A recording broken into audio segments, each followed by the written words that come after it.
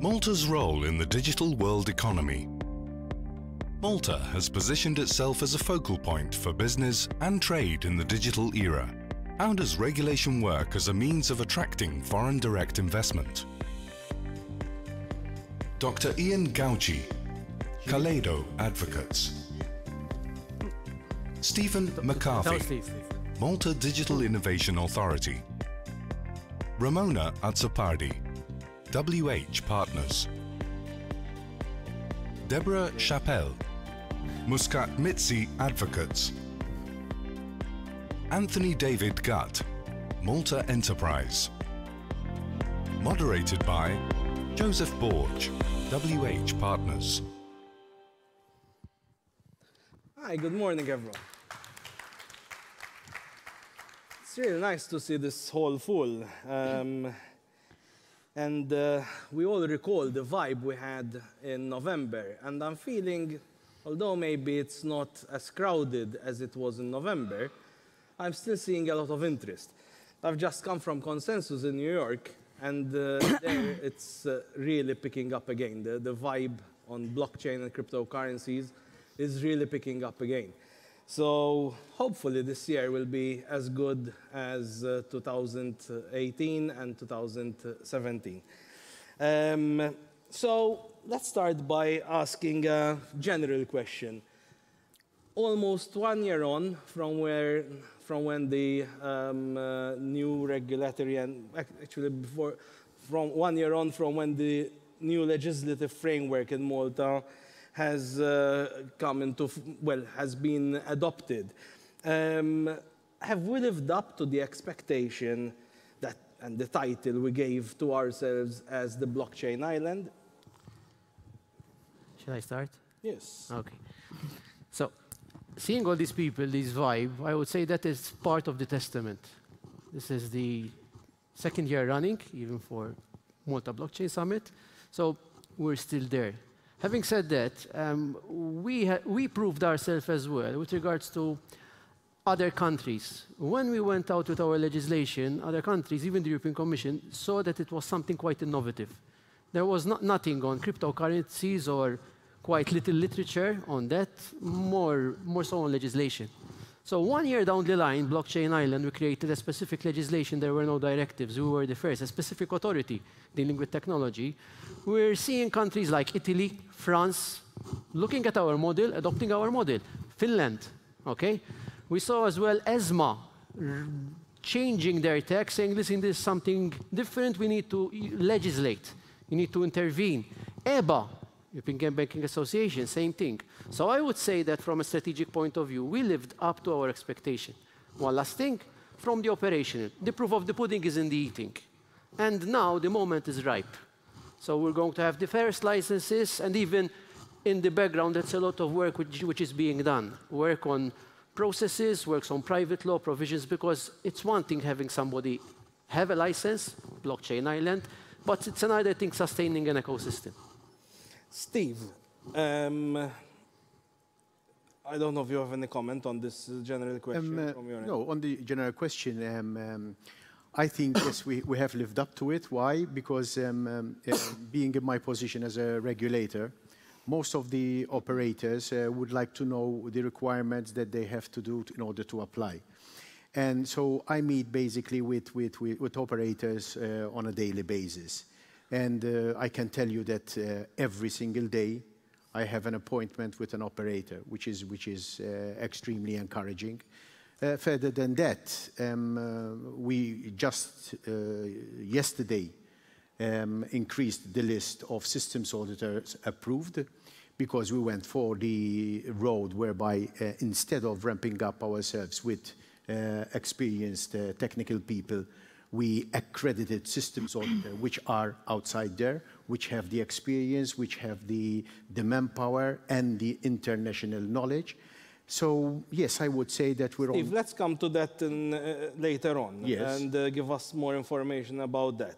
Definitely. Anyone else has any comment about Malta being the blockchain island and whether we have lived up to that expectation?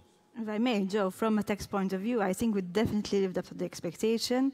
Malta was one of the very first countries that issued guidelines on how the LT assets are taxed. I have attended several conferences, international conferences, and when I speak to my colleagues outside of Malta, revenue departments in different countries, they haven't given an opinion or a guideline or law on how the LT assets and cryptocurrencies and transactions in cryptocurrencies are to be taxed. Malta, I think, was one of the very first countries that issued very detailed guidelines, which, as we go along, we'll see also that may be changed to keep up with the technological changes. Okay, Deborah? Well, Joe, I think it's been a success story so far.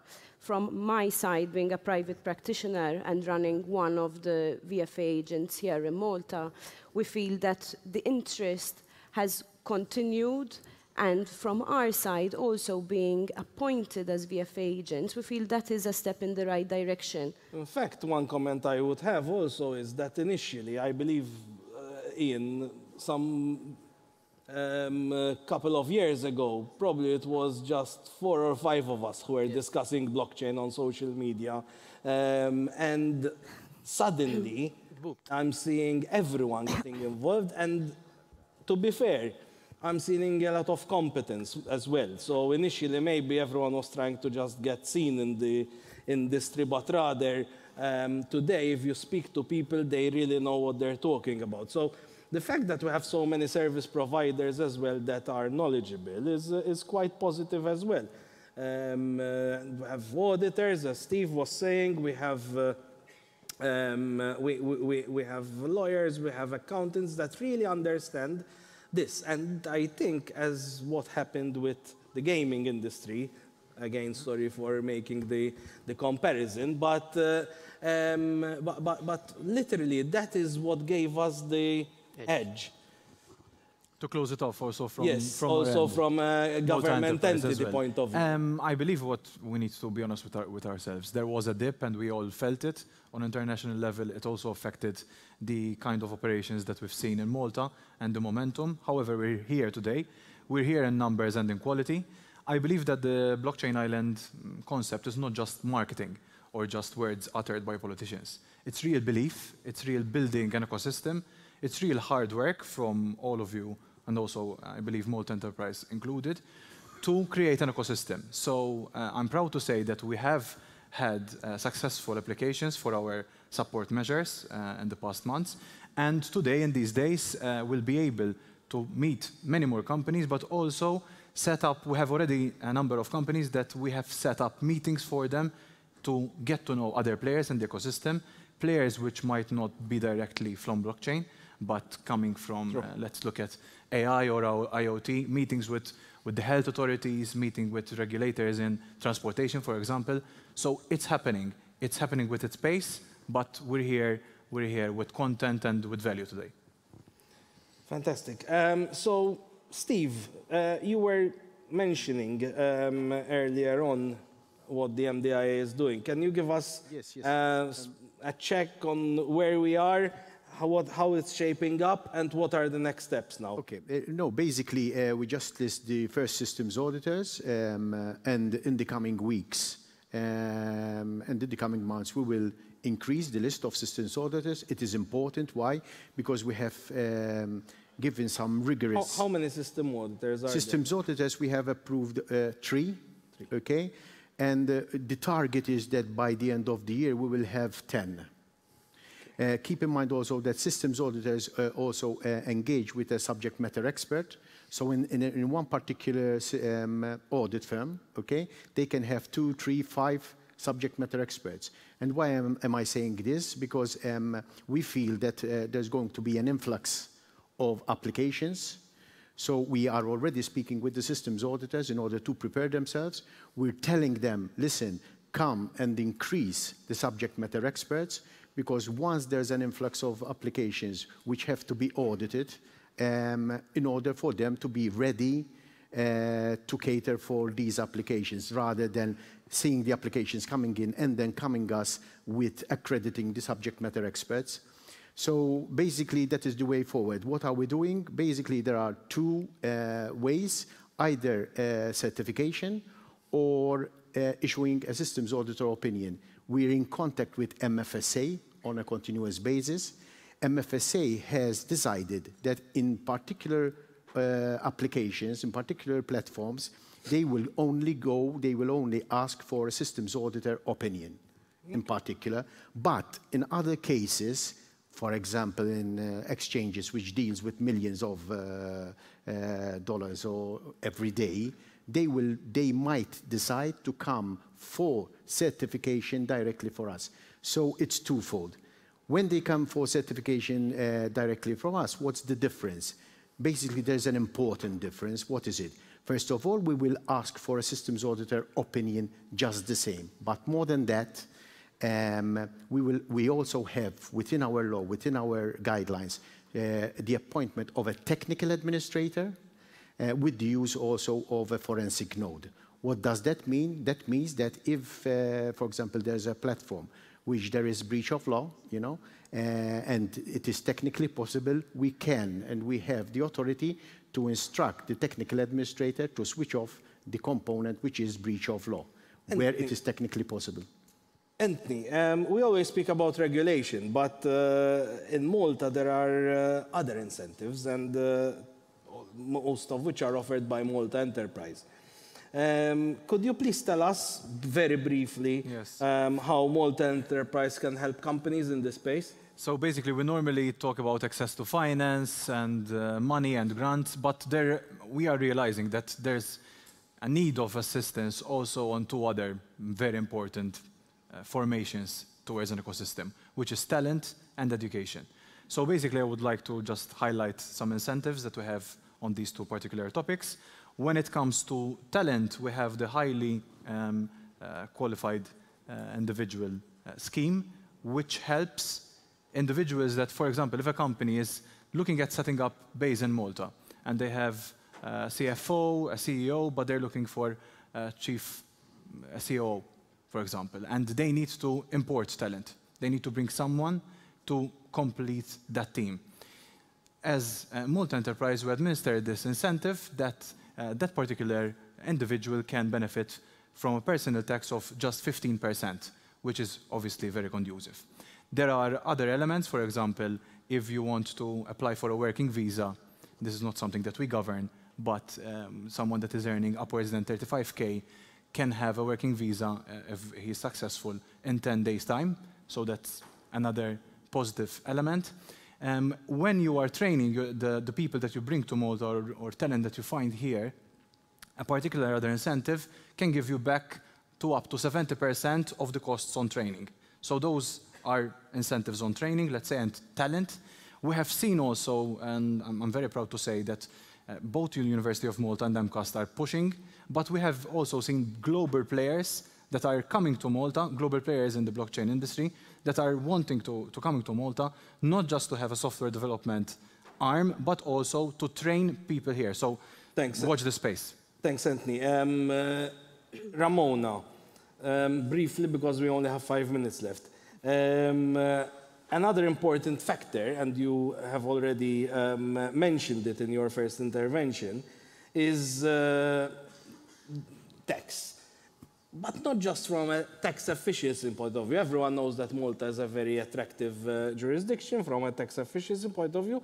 But in the digital innovation space, we are also seeing legal certainty being instilled from a tax point of view.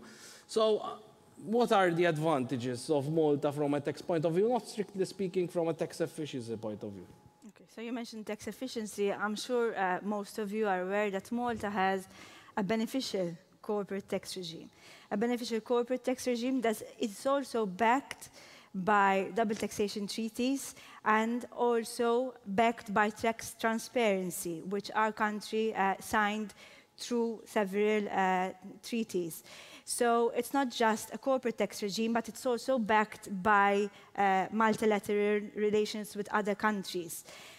From a certainty point of view, definitely the guidelines that were published in November last year gave lots of certainty when it comes to transactions on cryptocurrencies and blockchain and related matters.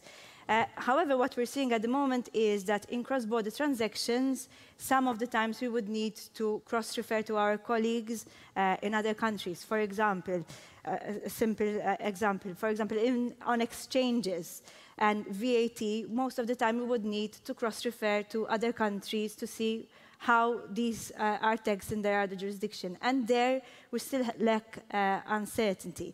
But to sum it up, I think from a Maltese point of view, companies that want to set up in Malta, they have the legal framework to do so now. Ian, but let's face it, Malta's great, we're attractive, but we are not a bed of roses. And there are some issues that we need to address, some of which are that authorities are a bit slow in granting authorizations, maybe due to lack of resources as well, while banks make our lives extremely difficult. What's your take? Well, I only have half of 3 minutes, so let me park the banking issue because I don't want to stir controversy. I think the issue is clear and there is a problem, and it needs to be tackled. I can assure you that even from the legislative point of view, we are looking at options. They are looking at options, okay? Even the model France used could be amplified to help. There are applications which are being processed, and as we discussed several times in previous instances, myself and yourself, there are as well other entities who can provide services replicated worldwide. But that is a problem. Now, specifically on the authorization, there I beg a little bit to disagree. You specifically said that we started 3, 4, 5. Now we have a community. We are creating an ecosystem. We have an authority which is specifically focused on technology. We're starting something new. This is not atypical to cryptocurrencies. Even the MFSA, okay, is recreating itself. It's writing a new chapter. Why? It's working closely with a technology authority, something which is alien to any financial services authority, okay? And we're already seeing principles which we've installed, even licensing principles, in the VFA, being applied as well in the financial services, where that is pretty much harmonized. So I say, the chapter is there, we're writing it, it takes time. Creating an ecosystem takes time, and not only creating it, but maintaining it, because when you create it, you have value, and you have expectations, and there is where you need to keep those expectations. So even there, the MFSA is doing a fantastic job. Is it the perfect world? No. But I've never seen a bed of roses without thorns as well. What's your take on this, Deborah? So, just to continue on what Ian has mentioned, I think the regulator is always juggling two sides to this, trying to be efficient, but at the same time processing due diligence in the most, let's say, rigorous manner. And while I see that, yes, the regulator has been more efficient, especially in this new sector, in this VFA sector, which is, yes, now also being adopted in the traditional financial services side, I do think that there is more work that can be done on the due diligence processing. As a private practitioner, we do feel that this is, it needs to happen. We need to make sure that essentially we're only attracting business that makes sense, reputable business, but at the same time, it needs to be a bit quicker. And I think a solution to that might also lie in this new sector, in the blockchain sector, that possibly the government and the regulator should also be considering. And possibly also look at a situation where due diligence is processed centrally, where our clients and people who are coming to Malta to open their business don't have to process it through multiple channels. Non-duplication of controls would be the right methodology, and the risk-based approach. And the risk-based approach. Thank you very much. Unfortunately, I had a couple of more questions, but we don't have time to tackle them. But I'm pretty sure that we can ask questions to our panelists here during the show. We will all be here at the show for the rest of this week, so hope to see you. Bye. Thank you. Thank you. Thank you.